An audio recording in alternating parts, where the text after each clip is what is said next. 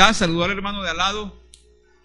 Bueno, esta mañana vamos a hablar de un tema, uno de los temas que más me apasiona en el estudio de la Biblia, la teología, pero también en la vida y experiencia de Dios, la vida práctica, la experiencia práctica de Dios.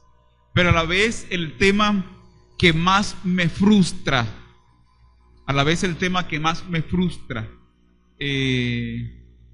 y creo el tema y la experiencia con la que más deuda tenemos nosotros. Es el tema de la oración. La oración. Se ha dicho que en la reflexión teológica y en la práctica del creyente, la oración es la cenicienta. Se ha dicho que la oración es la cenicienta de la teología, que es la niña despreciada, el tema poco tratado y el tema, mejor aún, poco experimentado. Yo hago parte de una generación de creyentes que creció viendo grandes modelos de oración, donde la iglesia oraba.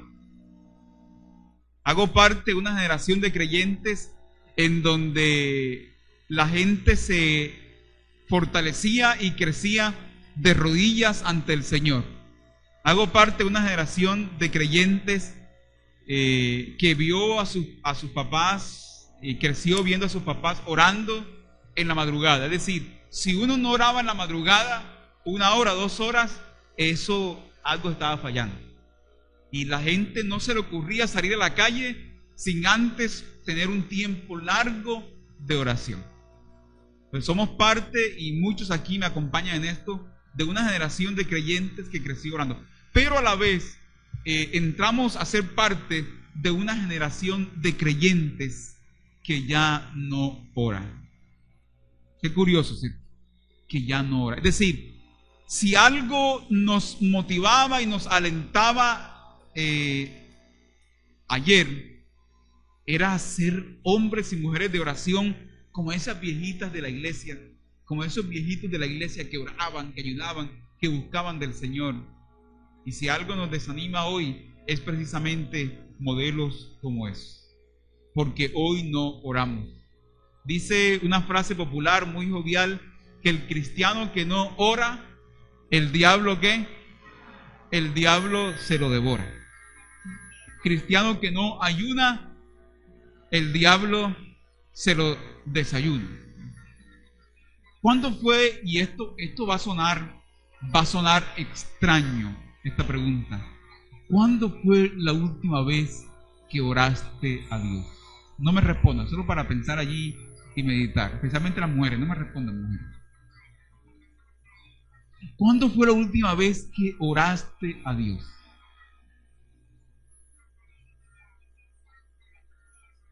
Vamos a ver en el texto de Mateo que vamos a leer hoy, que en los tiempos de Jesús, una de los síntomas o de los asuntos que Jesús nota en la oración era que la oración estaba haciendo un ejercicio hipócrita. Vamos a ver ahorita por qué. Es decir, que en los tiempos de Jesús, uno de los problemas asociados a la oración era la hipocresía. Y voy a terminar diciendo que hoy el problema no es tanto la hipocresía, el problema es la apatía. Hoy no oramos. ¿Cuándo fue la última vez que oraste? ¿Por qué debemos orar? ¿Cómo orar? Vamos a leer por favor Mateo capítulo 6, versículos 5 al 15.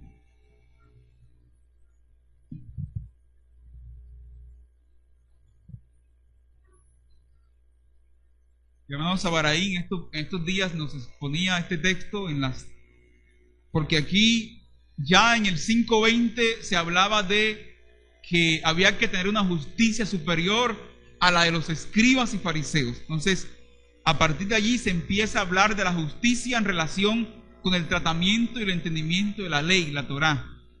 Pero en esta parte del capítulo 6 se nos empieza a hablar de la justicia entendida como o relacionada con tres vectores, tres prácticas fundamentales de la experiencia y la piedad de los judíos en su tiempo. La primera práctica, la misericordia. La segunda práctica, la oración. Y la tercera práctica, el ayuno. Y lo que vemos en lo que Jesús dice es que no era que la gente estaba dejando de ser misericordiosos, no era que la gente estaba dejando de orar o que la gente estaba dejando de ayunar. Ese no era el problema de ellos. El problema era que la gente estaba aparentemente o al parecer haciéndolo mal. Es decir, ¿qué era lo que motivaba? ¿Qué era lo que empujaba?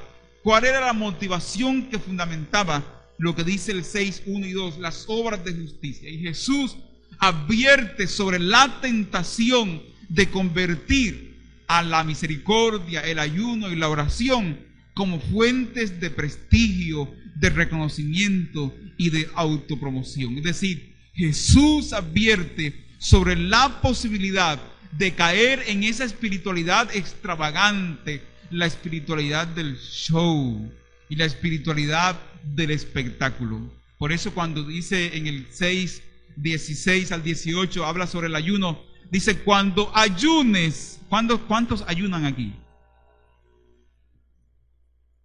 Cuando ayunes, no seas como los hipócritas,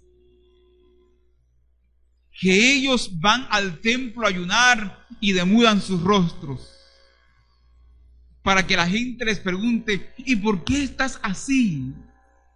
¿Por qué tienes esa cara? Y entonces para ellos responder sacando pecho diciendo, lo que pasa es que, aleluya, santo, vengo del ayuno. Y sacan pecho. Y se despeinan y se desgreñan, ¿cierto? El show del despeinado, ¿no? ¿Ah? Para que la gente le pregunte, ¿por qué estás despeinado? ¿Por qué tienes ese peinado talco? ¿Saben cuál es el peinado talco? Tal como se levantó.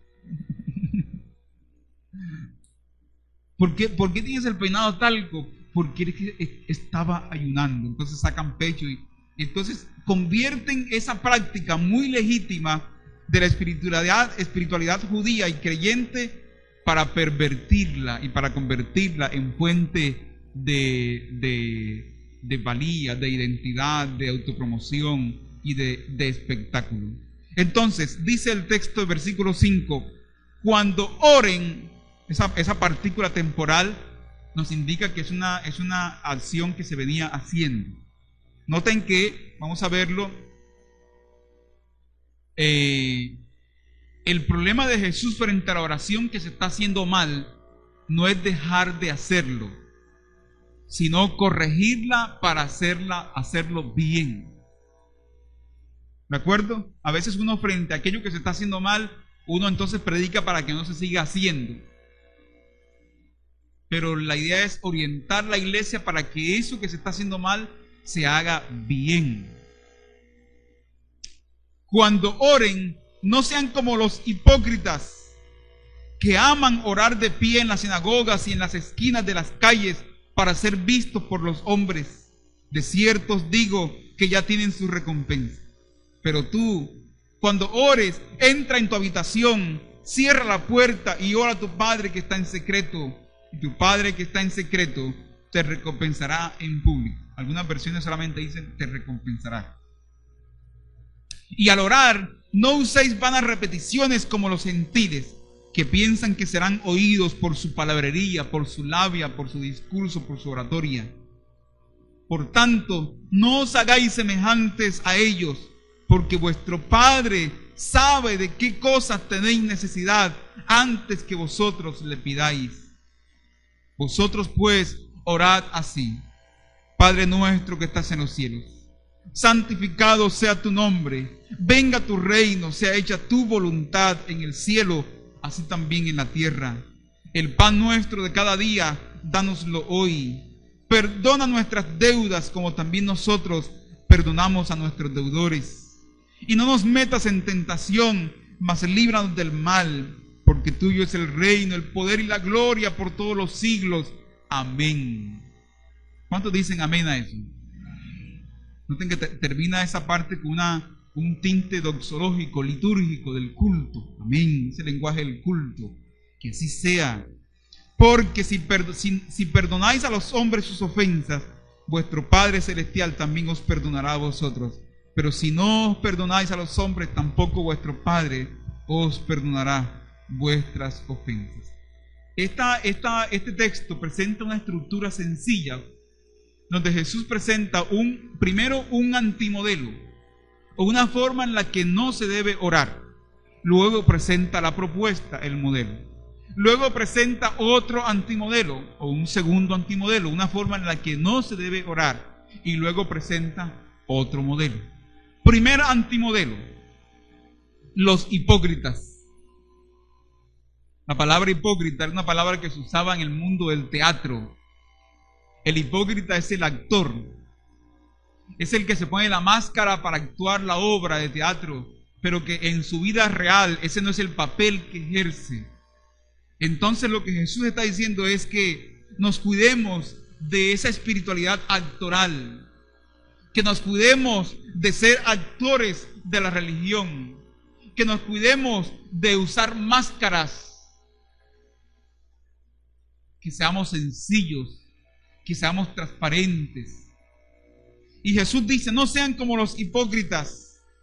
Ellos aman orar de pie. Ahora, no hay ningún problema en orar de pie. El problema es lo que viene ahora. Oran de pie en las sinagogas y en las esquinas de las calles. ¿Cuál es la motivación? Para ser vistos por los hombres. Para que la gente diga, oh, qué gran hombre y qué gran mujer de oración eres. Mira cómo ora fulanito, mira cómo ora perencejito. Y a veces en casa ni siquiera hay vida de oración. A veces en casa no hay vida de oración. Yo cuando veo gente que se ufana de su vida de oración y ora en voz alta y hace bulla y habla en lenguas y lo demás, y yo digo, ¿será que en la casa hay vida de oración? Noten que el público de esta gente que ora, los hipócritas, no es Dios. Ellos no oran para Dios. Ellos oran para ser vistos. Ellos oran para alimentar el ego. Ellos oran para la autopromoción. Ellos oran para seguir la religión del espectáculo, del show, de la extravagancia. Ellos oran para ser aplaudidos por los hombres. Y el texto es perentorio y dice, Jesús, ya tienen su recompensa. ¿Cuál es la recompensa? Exactamente lo que están buscando. ¿Qué es lo que buscan? El aplauso de la gente. Ahí tienen la recompensa. Esa es la recompensa, ahí está. Conmigo no cuenten. Señor, mira, pero es que tú oras para los hombres. Pero es que tu público son los hombres. Te gusta que la gente te vea, que la gente te diga, mira, oh, qué gran. Ahí tienes tu recompensa. Eso es lo que quieres, eso lo tienes. Y enseguida Jesús da la propuesta, el modelo, porque es fácil, hermano, andar por la vida. Y aquí los que predicamos, ¿cierto? Y aquellos que estamos vinculados al hacer teológico, al estudio de la Biblia, es fácil andar por la vida siempre diciendo lo que está mal en otros. O diciendo lo que está mal siempre entre nosotros. Pero no se elaboran propuestas. Este país está, ahora sí, como dijo la hermana de San Marcos, nos acabemos. Ahora sí nos acabemos aquí. Este país está, entonces el fatalismo, ¿no? Los fatalistas. Pero ¿cuál es la propuesta? ¿Qué estás aportando tú? Desde tu hacer, desde la ingeniería, dijo una hermana en San Marcos también, desde la abogacía, que así se decía antes, desde el derecho. ¿Qué se aporta desde la teología? ¿Qué aportamos en este entramado social? Es fácil criticar, pero saben, es difícil proponer. Por ejemplo, nosotros somos muy buenos para criticar la gente de enlace, para criticar a esos que piden plata. La teología de la prosperidad, con lo cual no estamos de acuerdo, ¿sí? Tú que estás allí, corre al teléfono, compra los favores de Dios. Para nada estamos de acuerdo con eso. Pero, ¿cuál es nuestra propuesta? Porque la Biblia sí habla de prosperidad. Y yo, Giovanni Caballero, cree que la fe prospera. No es el bolsillo, no, sino como toda una forma de vida, un sentido de vida. La fe trae prosperidad a la vida del creyente. Porque trae un cambio de cosmovisión, un cambio de vida, y eso prospera. Pero si la teología de la prosperidad es rechazable y es desdeñable de todo punto de vista, exegético, social, lo que ustedes quieran, también lo es la teología de la miseria. Entonces Jesús propone, hay propuesta. No sean como los hipócritas. Ellos oran para ser vistos por los hombres, aman el ser aplaudidos por la gente y el reconocimiento de la gente, y eso es lo que nos ha enseñado los medios de comunicación, ¿cierto? Le decía yo a Dana ayer: hija, no importa si nadie en la vida te conoce, no importa si no eres famosa según los criterios del marketing, el mercadeo, la publicidad, lo importante es que tú seas exitosa en lo que haces todos los días. ¿Te imaginas toda la gente que todos los días sale de su casa, trabaja, educa, levanta la familia y que son exitosos en eso que hacen y nadie los conoce? Son hombres y mujeres exitosos porque han respondido con altura a la pregunta: ¿para qué estoy yo aquí? ¿Y cómo es que esto que sé y que he estudiado sirve a los demás y glorifica al Creador? Jesús propone y dice: pero tú, versículo 6, cuando ores, pero tú, entra en tu habitación. Mira, en contraste con la oración pública, la que se hace para ser visto, la propuesta de Jesús tiene que ver con una propuesta de la intimidad. Entra en tu habitación, cierra la puerta y ora a tu Padre que está en secreto. Hoy diríamos: entra en tu habitación, apaga el televisor, cierra el computador, pon en silencio el WhatsApp, el celular, es decir, limpia tu intimidad. Y noten que no solamente desde la pastoral y la Biblia hablamos de eso, también hablan los expertos, los psicólogos, la gente que es experta en sueño. Dice que uno tiene que dormir en el cuarto sin aparatos. No sin la esposa, ¿no? Y que te das cuenta, amor, tienes que salir. No. Limpia tu intimidad.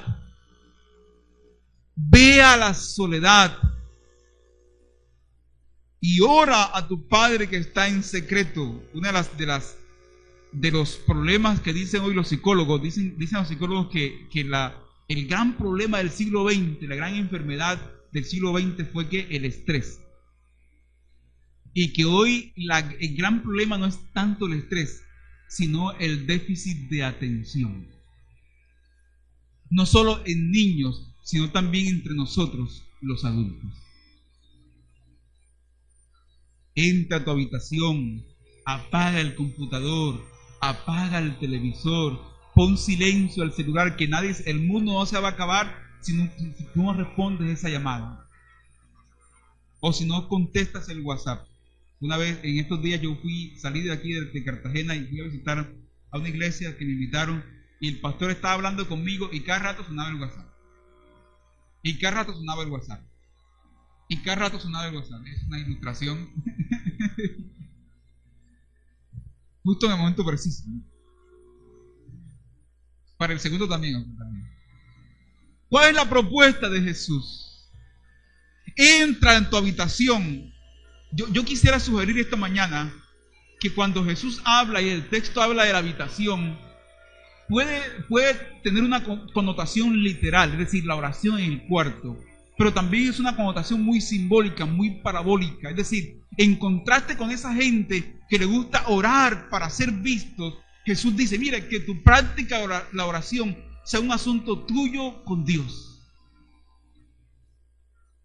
Es decir, la oración, la habitación como escenario también físico, pero también la habitación como un escenario más parabólico, más simbólico. Que la oración sea un asunto tuyo con Dios. No ores para ser visto por los hombres, ora para ser reconocido por Dios, para tener intimidad con Dios. Y todos sabemos que las relaciones se construyen en la intimidad y en el diálogo. Por eso la oración ha sido definida de manera sencilla como hablar con Dios. ¿Por qué? Porque a través del diálogo, a través de logos, palabra, a través de la palabra, nosotros entramos en relación y construimos relaciones a través del diálogo. Por eso, si quieres mantener a alguien distante y cortar relación, ¿qué es lo primero que uno hace? Cierre el canal, ¿no? Cierra el canal. Yo no le hablo más a fulanito, yo no le hablo más a fulanita, yo no llamo por mensajito, yo no porque cerramos el canal. Cortamos la relación. Diálogo, crecer en la intimidad con Dios, crecer en la relación con el Padre y conocerle. ¿Cuál es el resultado? Jesús dice en versículo 6, entra en tu habitación, cierra la puerta y ora a tu Padre que está en secreto, y tu Padre que ve en secreto te recompensará en público. Creo yo que lo que el texto quiere decir es que dejemos porque a veces estamos muy preocupados por la recompensa, por cierta espiritualidad de yo te doy y tú que me das. Entonces mire, dejemos eso a Dios. Deja la recompensa a Dios. Preocúpate tú por orar y deja el resultado a Dios. ¿Qué dice Pablo en Efesios capítulo 3 al final del capítulo, cuando dice que Dios nos dará mucho más abundante de lo que hemos orado y pensado? Es decir, el Dios a quien oramos sobrepasa nuestras expectativas. Entonces deja eso a Dios, porque el Dios a quien oramos es poderoso. No la oración. Hay gente que dice, la oración tiene poder. No, la oración no tiene poder. La oración no tiene poder alguno. Quien tiene poder es el Dios a quien oramos. Él es el poderoso. A Él remitimos nuestras cuitas, nuestras querellas, nuestras acciones de gracia, porque Él es poderoso, porque Él nos escucha y porque Él es nuestro Padre. Entonces, deja eso a Dios. Primer antimodelo, ¿quiénes son? Los hipócritas. No es que los hipócritas no oraban, oraban mal, con malas motivaciones, malas intenciones. Primer modelo, ¿cuál modelo? La oración íntima, la oración en la habitación. Apaga el celular, apaga el televisor, apaga el computador, cierra la página de internet, diríamos hoy, ¿cierto? Cierra la página, cierra la ventana, apaga el computador y ora a tu Padre que está en secreto. Y tu padre que habita en secreto te dará un like secreto, un me gusta, con una carita feliz tal vez. Sí, el dedo levantado así. Excelente, te aprobará. Deja eso a Dios. Segundo antimodelo, los gentiles. Alguien me preguntaba una vez, pastor, ¿y por qué a los gentiles se les trata tan mal si ellos eran tan gentiles? Los gentiles, mire, ¿por qué se habla mal de los gentiles si uno tiene que ser gentil? Los gentiles, los no judíos. Recuerden que los judíos dividían el mundo en dos, ellos y los demás. Entonces los gentiles o los paganos, ¿cómo oran los paganos? Miren que el ateísmo, tal como se conoce hoy, es un asunto moderno. Es decir, en la antigüedad el ateísmo no era un asunto generalizado. De hecho, Roma era un imperio politeísta. Entre esos dioses que Roma tenían al César. El César era divino, era hijo de la divinidad, era hijo de los dioses. Y el César también era adorable. El César también era digno de loa, digno de adoración. Por eso cuando los creyentes empiezan a declarar que Jesús es el Kyrios, el Señor, y César no lo es, allí hay problema. Ya lo he repetido varias veces aquí, pero otra vez lo digo. El problema de los creyentes en el siglo I no eran, o los creyentes no eran asesinados o muertos porque creían en Dios. Todos creían en dioses. El problema era que declaraban que César no era el Señor y que Jesús sí era el Señor. Que Uribe no es el Señor. ¿De acuerdo?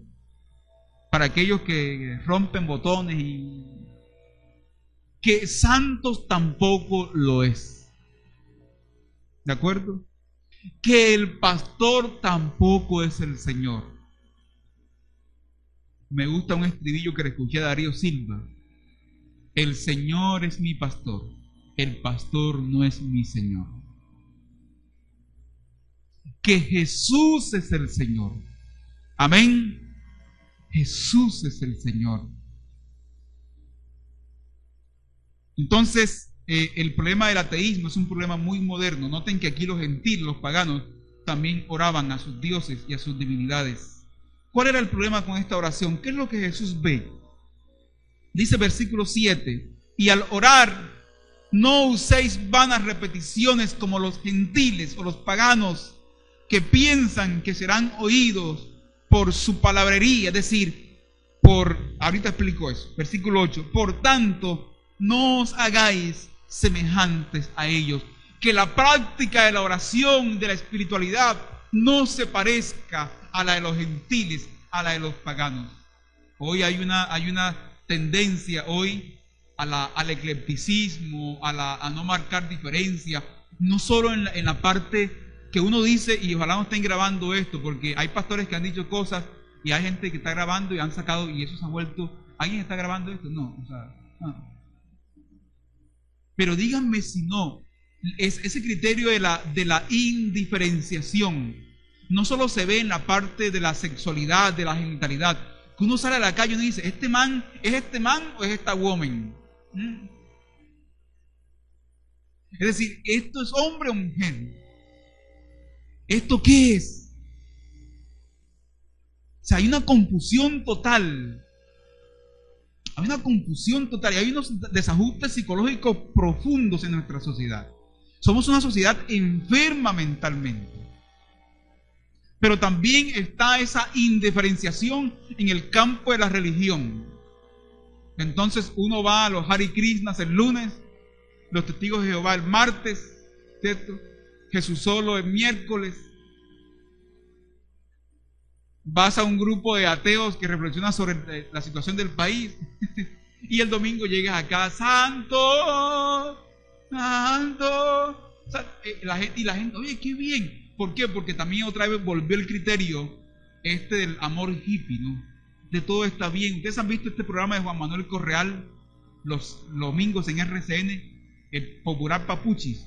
¿Recuerdan de Papuchis?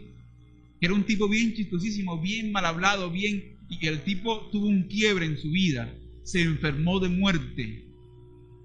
Y a partir de esa muerte donde se levantó, su vida cambió. Y tiene un programa los domingos que me parece muy interesante, pero ahí lleva al Hare Krishna, al pastor, al cura, a la monja, al ateo, porque todo está bien, no te preocupes, dice él, todo está bien, todo va a mejorar, todo está bien. Cuidado con esa indiferenciación. Uno tiene que decidirse en la vida, hermano.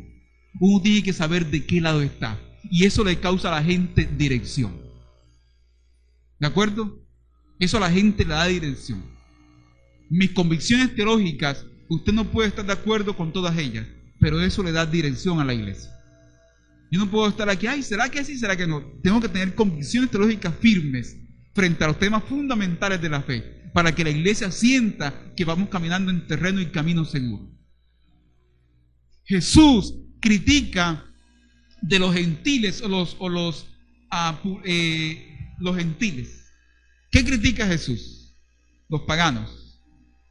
La oración basada en vanas repeticiones y en palabrerías que piensan, dice Jesús, que por su palabrería serán oídos. ¿Qué significa eso ahí? Hombre, que los paganos añadían en sus oraciones a las divinidades, a sus dioses, cuanto título era necesario mencionar del Dios. Y creían que entre más oraban y más palabras usaban, el Dios se veía obligado a responder. Es decir, la oración era una especie de manipulación. Señor, oré 2 horas, ¿no? Anota ahí. ¿No? Mira que oré 2 horas y fueron 4.552 palabras que dije. Pero añadían títulos: todopoderoso, santo, magnificente, cuanto título tuviera la divinidad, porque pensaban que la divinidad, el Dios, se veía obligado a responder.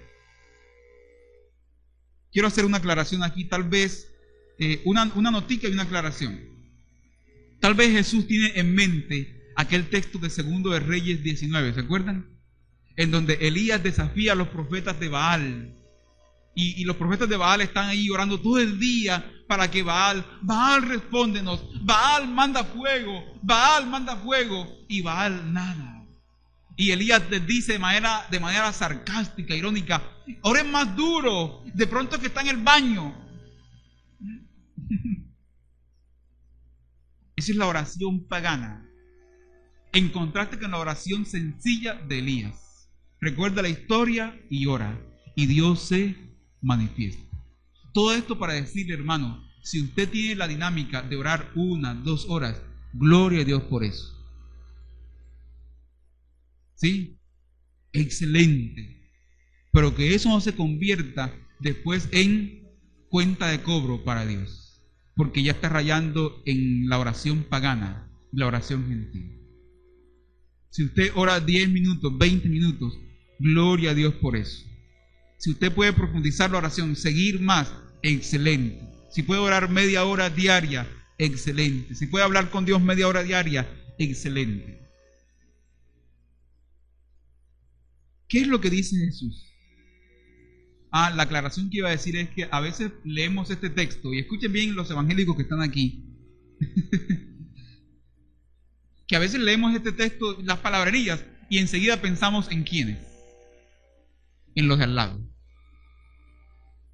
Claro, los que rezan. Es que nosotros no rezamos, nosotros oramos. Déjate de tonterías, que rezar es la misma palabra para orar.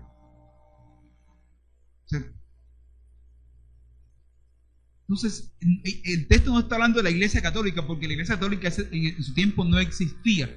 No podemos imponer en el texto una cosa que para el texto le era ajeno. Lo que sí podemos mirar ciertos paralelos de oraciones que tenemos hoy, no solamente en la Iglesia Católica, sino también aquí entre nosotros, porque nosotros no somos poseedores de toda la verdad. Es la verdad la que nos posee a nosotros.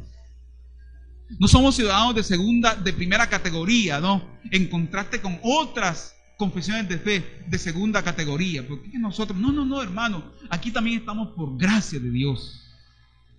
Porque Él se ha placido, porque nos ha salvado. Y ustedes saben, mi discurso aquí en el púlpito no es un discurso anticatólico, ni un discurso anti no sé qué, ni anti. Procuro mirar en las experiencias de Dios que tenemos cuál es el mal y criticarlo allí donde está. Pero no creerme y creernos superiores que otros. Solo somos, como escribí en estos días, mendigos que le dicen a otros en dónde encontrar el pan verdadero. Entonces, no, esos son los católicos. Ese es como danzar y bailar. Nosotros no bailamos, dicen los evangélicos, ¿no? Nosotros danzamos para el Señor en el Espíritu. ¿Cómo es eso, danzar en el Espíritu? Tu cuerpo está y el Espíritu sale. ¿Cómo es eso? Hay que ir corrigiendo estas cosas que nos han enredado. Danzar es lo mismo que bailar, solamente que son 2 términos indistintos. Entonces, el segundo antimodelo que Jesús habla es el modelo de los gentiles. Oran, pero creen que por su palabrería serán oídos. No te hagas semejantes a ellos. Cuidado, dice Jesús. ¿Qué dice? Esta parte me encanta. Versículo 8, la parte B. Porque vuestro Padre sabe de qué cosas tenéis necesidad antes que vosotros le pidáis. ¿Escucharon eso? El Padre no es el Dios distante, no. Es el Padre. A nosotros nos encanta hablar de Dios como el Todopoderoso, el Omni, los Omnis. ¿Se acuerdan de los Omnis? Omnipotente, omnisciente, omnipresente, que está en todas partes, que todo lo puede. ¿Saben que Dios, es los Omnis? Pero no hablamos a veces de Dios Padre. El Padre sabe de qué cosas tiene necesidad antes que usted le pida. Entonces, hay una pregunta fundamental que hacer. Entonces, ¿para qué ora uno si Él ya sabe? En contraste con los dioses de los paganos que hay que informarles, Dios no necesita ser informado de nuestras dificultades y cosas. Es decir, la oración no es para informar a Dios. Señor, imagínate que esta mañana no me la vas a creer. Que esta mañana cuando salí de la casa pasó esto, ¿sí? Y Dios, ¿verdad? Hombre, ¿verdad? Que estaba prestando la atención a otra oración acá. Dios sabe de qué cosa tienes necesidad antes que le pida. Entonces, ¿para qué oramos entonces? ¿Para qué oramos? ¿Ah?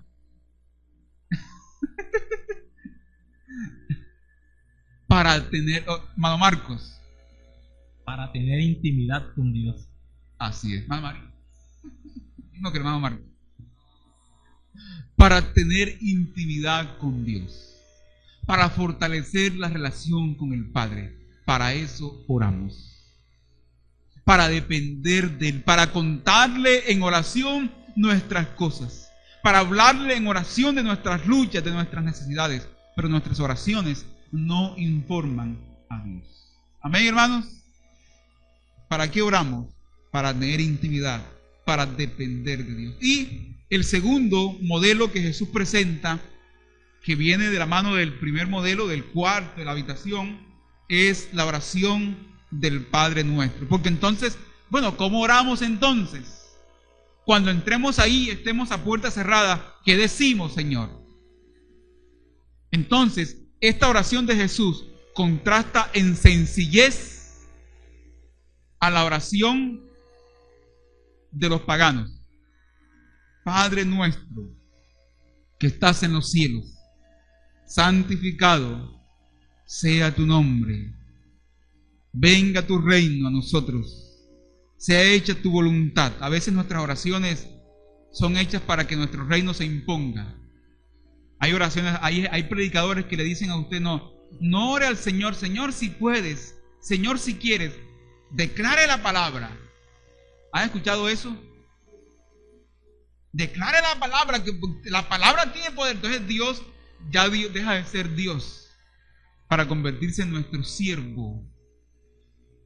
Entonces Dios tiene que corrernos, porque como si hay fórmulas mágicas. Eso es del sustrato mágico que tenemos nosotros de los indígenas, de nuestros padres indígenas, que sabemos la fórmula y creemos que con la fórmula podemos manipular a los espíritus.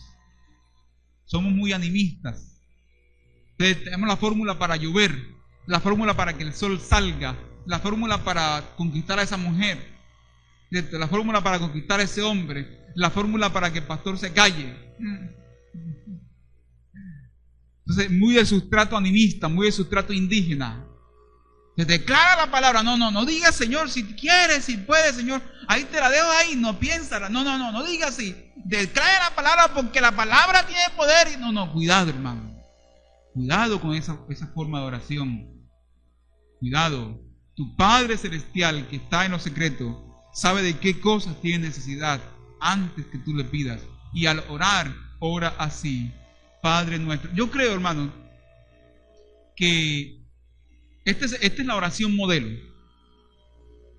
No siempre nuestras oraciones van a estar fundamentadas, o mejor dicho, tienen la estructura del Padre Nuestro, formal. Pero todas nuestras oraciones van a estar remitidas a ella, como oración modelo. Más adelante en la Biblia, en el Nuevo Testamento, vemos otras oraciones. Y uno dice, pero los apóstoles, ¿por qué no oran así? Yo creo que más que plantearnos el Señor una estructura, lo que nos está diciendo es que cuando oremos, la oración y el diálogo con Dios nos pone a nosotros como creyentes, como sus hijos, frente a unos asuntos fundamentales. Frente a Dios y frente a nosotros. Por ejemplo, sin explicar eso que está allí, el Padre Nuestro nos responde la pregunta: ¿quién es Dios? Él es el Dios Padre. El Padre Nuestro nos dice cómo es Dios. Él es santo.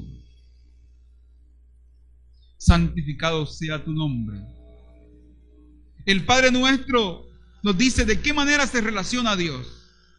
Se relaciona a través de su reino. Y su reino es la persona de Jesús. El Padre Nuestro nos dice ¿qué quiere hacer Dios? Y nos responde: Dios quiere hacer su voluntad. Como decía ahorita, a veces nuestras oraciones giran en torno a que nuestro reino se imponga allá en el cielo como aquí en la tierra. Y nuestro miedo a la oración a veces se genera allí, en que la oración nos invita a entregar el control, a renunciar al espíritu de control y a entregarnos a la voluntad amorosa del Padre, que por ser Padre sabe lo que nos conviene. Pero también el Padre Nuestro nos pone frente a asuntos fundamentales que tienen que ver con nosotros, especialmente con nuestras necesidades fundamentales. La primera necesidad: el pan. El pan nuestro de cada día, dánoslo hoy. ¿Ustedes han visto que ya tenemos cuántos días de paro camionero? 41 días hoy, ¿cierto? Y hay una crisis de pan y de plátano para hacer cabeza de gato, ¿cierto? Machucado. Uno va al Éxito y a la tienda y se da cuenta que hay una crisis. Entonces uno empieza a pensar en lo importante que somos cada uno de nosotros en medio de este entramado social. Pero hay una crisis de pan. Hay una oración que María José hace siempre que ora. Esa oración se aprendió en el colegio. Papito Dios, te damos gracias por este día que hoy nos vas a regalar. Y te pedimos por todos aquellos niños que no tienen nada que comer. Hay una crisis de pan en el mundo. Y esa crisis de pan no tiene que ver con la crisis de la agricultura, no. Tiene que ver con la crisis de la administración. Es decir, no es una crisis ambiental o de la agricultura, es una crisis política de la corrupción. Ustedes se vieron el otro día, Séptimo Día, que trató un programa de cómo en Bogotá, ahí en Corabastos, se desperdician los alimentos. Hay gente que bota alimentos para mantener el juego de la oferta y la demanda, porque lo más importante es el dinero. Y que con los alimentos que se desperdician y se botan en Corabastos, en Bogotá, hay para alimentar la población de Bogotá en 6 meses. ¿Ustedes se imaginan eso? Ya lo dijo el Papa Francisco. Con los alimentos que se desperdician de este lado del mundo, tenemos para alimentar la gente que está aguantando hambre del otro lado del mundo. Es decir, la solución no son cultivos transgénicos y esas cosas, no. La solución es acabar con la corrupción, administrar la tierra, que nuestros campesinos hagan lo que saben, cultivar la tierra, para que todos tengamos pan. A mí esta petición me llevaba a eso, a pensar en nuestra crisis de pan. Señor, danos el pan nuestro de cada día, dánoslo hoy, que podamos alimentarnos hoy, Señor. Pero también que podamos hacer una lectura crítica de qué son aquellos elementos sociales y políticos que no están permitiendo que ese pan que ya Dios ha dado y esa tierra que Dios ha bendecido para que produzca, ¿qué es lo que está pasando?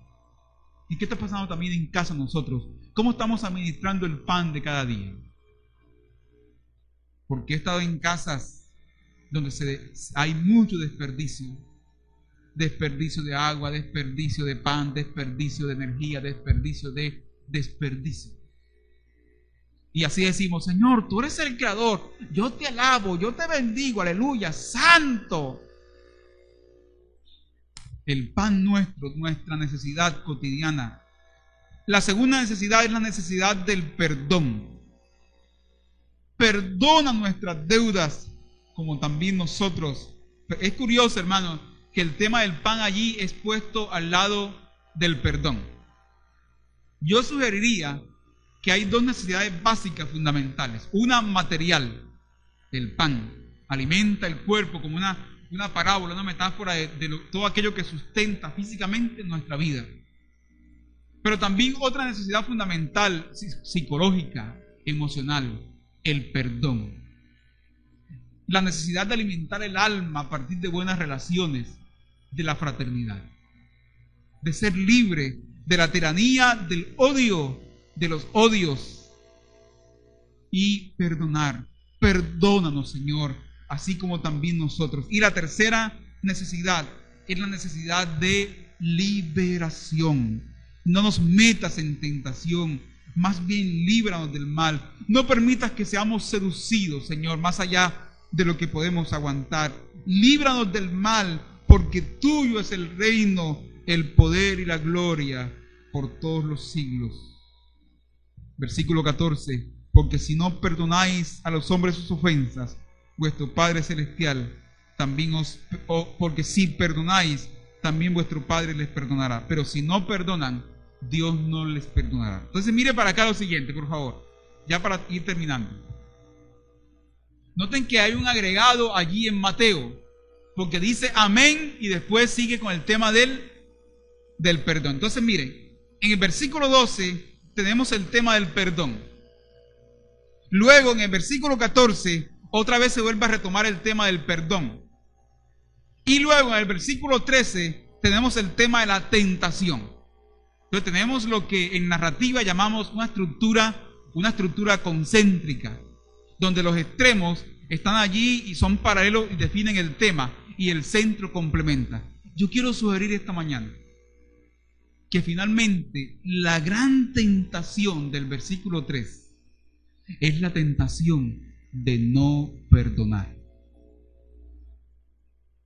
La tentación de no perdonar. Y no permita, Señor, que nuestro corazón se vuelva duro, que nos gane la violencia, Señor. No permitas. Ayúdanos a perdonar. Quiero terminar diciendo que uno de los problemas que Jesús detecta en la oración es el tema de la hipocresía.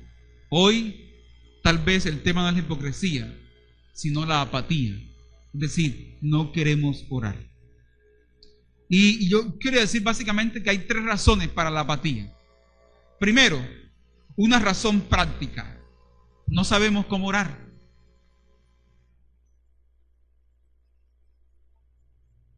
Primera razón, una razón práctica. No sabemos cómo orar.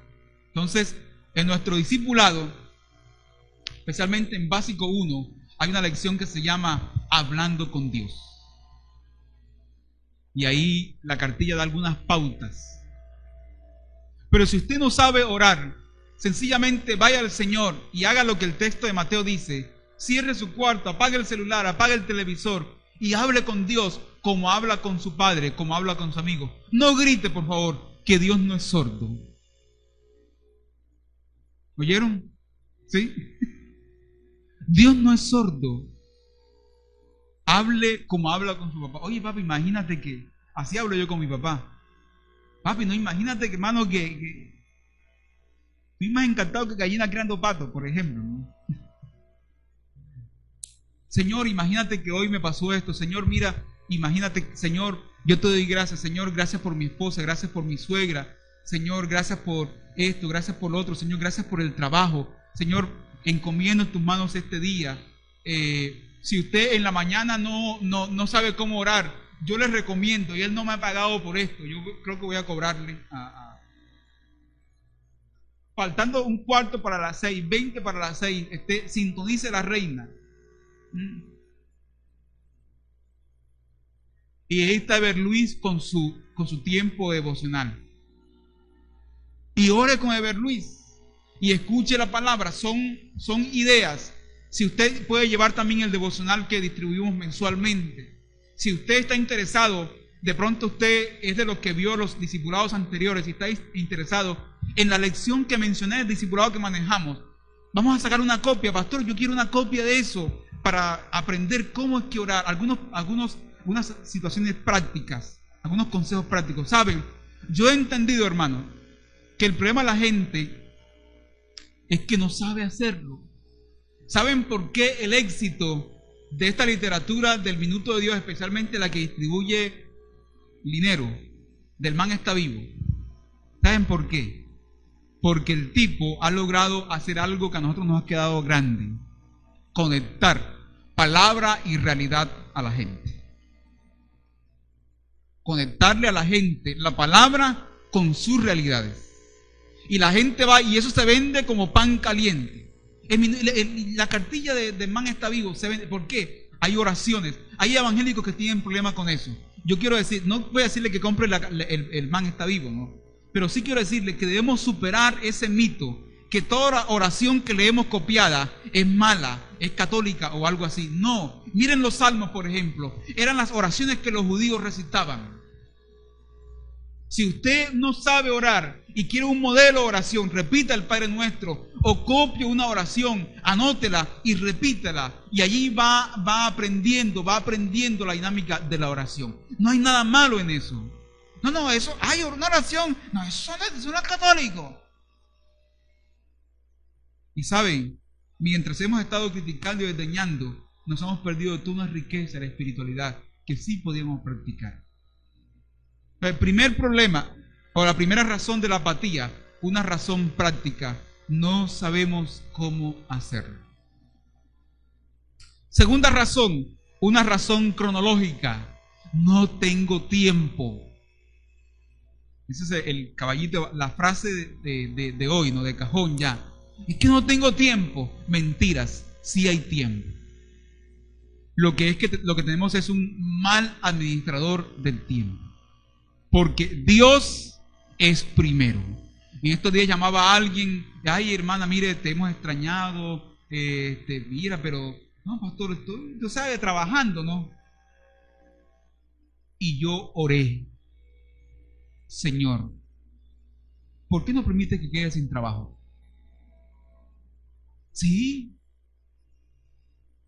Pues cuando están sin trabajo, ayunan, oran, reprenden, desautorizan. ¡Fuera! Sí. Y puede que sí Dios me conteste la oración.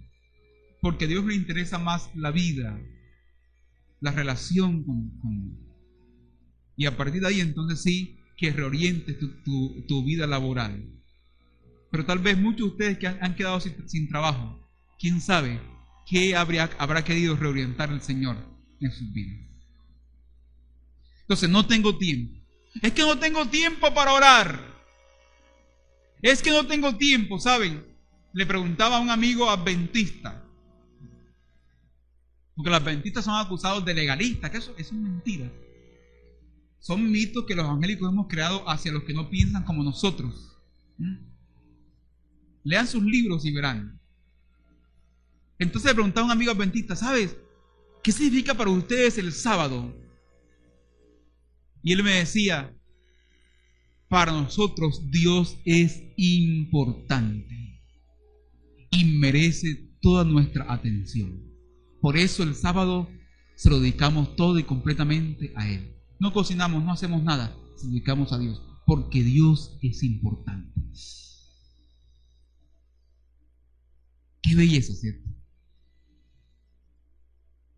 Qué belleza. Para ellos Dios es importante. No el sábado, Dios.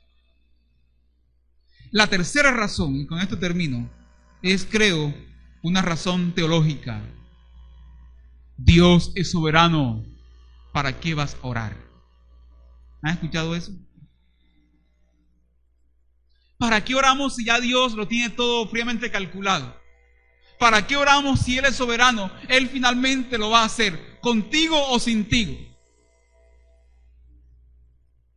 Así preguntó el político: ¿ustedes están conmigo o sinmigo? Estamos sin ti, respondió el público. Dios lo va a hacer, Él es soberano. Yo me acuerdo que una vez estábamos en un seminario y esas arrogancias que a veces caracterizan a ciertos teólogos y biblistas, que también caracteriza a otros que no son teólogos y biblistas, ¿no? Y decía el seminarista, cantamos esa canción en el seminario, ahí en la capilla del seminario, hombres de valor.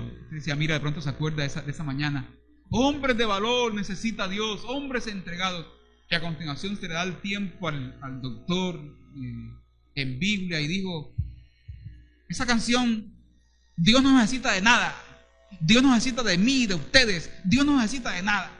Oye, hermano, qué arrogancia, ¿no? Y saben que Dios sí nos necesita.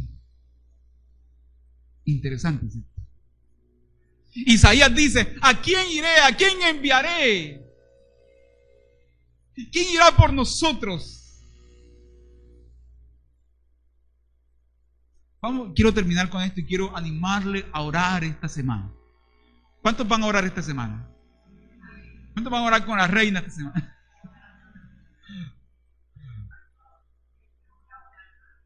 Y el que ora, profundizar más su vida de oración. Esta es una de mis frustraciones, porque yo quiero ser un gran hombre de oración, pero siempre estoy fallando. Siempre estoy cojeando con esto. Miren, Apocalipsis, vamos por favor, para que ustedes se den cuenta que Dios, el Dios soberano, que adoramos, como dice la canción, se ha atado sus manos y de manera prodigiosa, de manera grande. Yo pienso en esto y a mí se me eriza la piel. Él nos ha querido o ha querido que nosotros participemos de sus planes. ¿A través de qué? De la oración. Miren lo que dice Apocalipsis. Qué belleza, qué belleza. Miren lo que dice Apocalipsis. Apocalipsis 5:8. Por favor, búsquelo, por favor. Hasta que todos no lo busquen, lo encuentren, no leemos el texto. Que si usted ha entendido esto, esto alimentará más su convicción respecto a la oración. Dios me invita a participar de lo que Él está haciendo en el mundo a través de la oración. Apocalipsis 5:8 dice así: cuando tomó el libro, los 4 seres vivientes y los 24 ancianos se postraron delante del Cordero. Cada uno tenía una arpa y copas de oro llenas de incienso, que son las oraciones de ¿quiénes? De los santos. Noten allí, noten ese texto allí. Ahora vamos a hacerlo inverso. 8:5, por favor. Apocalipsis 8:5. 8:5.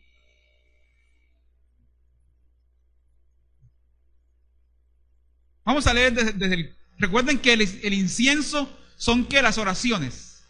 Ahora miren el versículo 4 del 8. Y el humo del incienso con las oraciones de los santos subió de la mano del ángel en presencia de Dios. Miren, ustedes que pensaban que sus oraciones no subían del techo. Y tú que pensabas que Dios no te escuchaba. Y el ángel tomó el incensario, lo llenó con fuego del altar y lo arrojó sobre la tierra. Y se produjeron truenos y estruendos y relámpagos y un terremoto. ¿Qué significa eso? Que la oración de los santos hace que se produzcan cosas en la tierra. Decía el maestro Eckhart, la razón por la cual no vemos a Dios es por nuestro débil deseo por Él. Que la oración hace que las cosas pasen, porque Dios nos ha llamado a ser copartícipes de su obra a través de la oración. Lo dijo Juan Stam, la historia pertenece a los intercesores. La historia pertenece a quienes oran. Así que le animo, hermano, esta semana a orar y a entender y a celebrar en el marco de la oración el obrar y el actuar de nuestro Señor. Amén. Incline su rostro, por favor, y piense un momento en la palabra. Quiero guiarles en una canción que se llama El poder del cristiano.